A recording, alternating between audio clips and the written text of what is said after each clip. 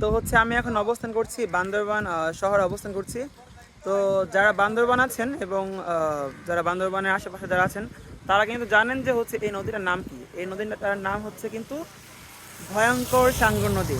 এই নদী হচ্ছে ভয়ঙ্কর হচ্ছে আপনার একমাত্র বর্ষাকালেই মানে হচ্ছে হয়ে ওঠে। এবং হচ্ছে এটার ভয়ঙ্কর হওয়ার একটা কারণ আছে, কারণ হচ্ছে বান্দরবান শহরটা হচ্ছে আপনার মানে হচ্ছে আপনার মানে কি বলে, হচ্ছে আপনার হয় না যে আপনার ওই যে নলকূপ বলে আমরা বা কূপ বলে থাকি গ্রামাঞ্চলের ভাষায় আমরা।